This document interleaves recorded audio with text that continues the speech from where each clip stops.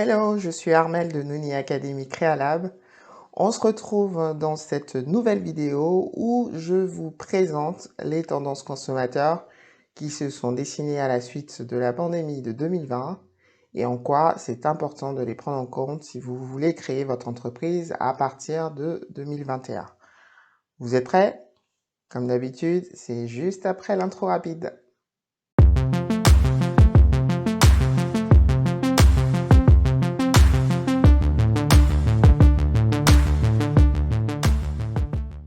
Depuis quelques années déjà, le spectre d'une pandémie a été prédit par de nombreux scientifiques, notamment avec les crises de la vache folle et la grippe aviaire.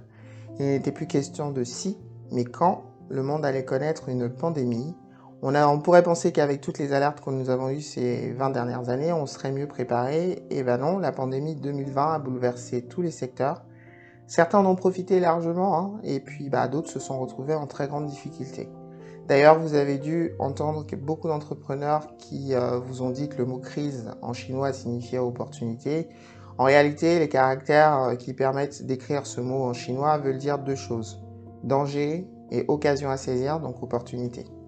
Et donc, moi, je trouve que c'est beaucoup plus réaliste parce que la crise de 2020, dont nous ne sommes pas encore sortis, nous a figés dans l'incertitude et dans le même temps, ça nous a poussé à faire des changements nécessaires. Parce que, on va être très clair, le monde d'avant, c'était pas le monde des bisounours non plus. Donc pour vous qui souhaitez vous lancer dans la création d'entreprise, certaines tendances consommateurs sont à connaître pour prendre un bon départ. Et comme d'habitude sur cette chaîne, vous devez connaître la chanson maintenant, je vais vous présenter les tendances selon moi et je vous laisse vous faire votre propre idée à la fin de cette vidéo. La tendance numéro 1, c'est que le greenwashing passe de moins en moins. Alors c'est quoi le greenwashing? C'est une tendance marketing qu'ont adopté certaines entreprises pour se donner une image écologique ou éthique qu'elles n'ont pas vraiment. Cela passe par l'ajout minimum d'ingrédients naturels dans les produits cosmétiques à une communication avec des codes couleurs ou du contenu très spécifique. Alors ça, c'est sans compter avec Internet et sa montagne d'informations qui font que rien n'est plus vraiment secret de nos jours. Les consommateurs, ils voient clair dans le jeu de ces entreprises-là, ils sont plus dupes et ils voient clairement à travers ce genre de tactique. Donc en clair, vous vous tirez une balle monstrueuse dans le pied si vous n'êtes pas honnête avec vos futurs clients parce qu'ils vont le voir tout de suite. Donc, tout le monde ne peut pas ou ne veut pas faire du bio, par exemple. Les labels ne sont pas les seules façons de montrer qu'on a des produits de qualité. Il y a d'autres éléments qui rentrent en ligne de compte, comme vos valeurs, votre sourcing produit ou fournisseur, votre honnêteté, la façon dont vous traitez vos clients, la façon dont vous produisez. Tout ça, ça joue également.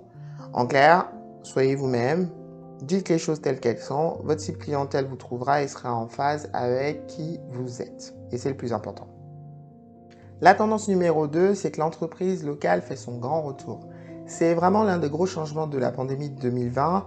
La crise des masques nous a laissé un arrière-goût un petit peu amer parce qu'on s'est rendu compte qu'on avait perdu pas mal de savoir-faire et d'industrie.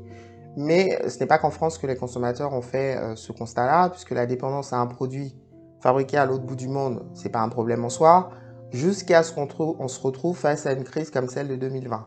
Dans ce cas-là, on se rend compte que tous les pays vont prioriser leur population et leur marché intérieur, ce qui est tout à fait normal. Sans compter les difficultés de livraison qui ont mis à genoux beaucoup d'entreprises. Du coup, les consommateurs, qu'est-ce qu'ils font maintenant? Ils ont modifié leur comportement d'achat, j'arrive pas à parler aujourd'hui, pour faire d'une pierre deux coups. Ils soutiennent les petites entreprises locales pour éviter qu'elles ne meurent et ils s'approvisionnent au plus près de chez eux pour éviter les difficultés de livraison. Les entreprises ont aussi adopté la même attitude en priorisant un sourcing national ou continental. En clair, vos futurs clients, ils veulent du local, de la proximité et de l'échange.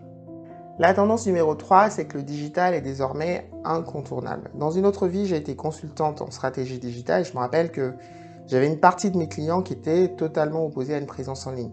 Ils voyaient vraiment pas l'intérêt et je devais me battre pour les convaincre, mais vraiment.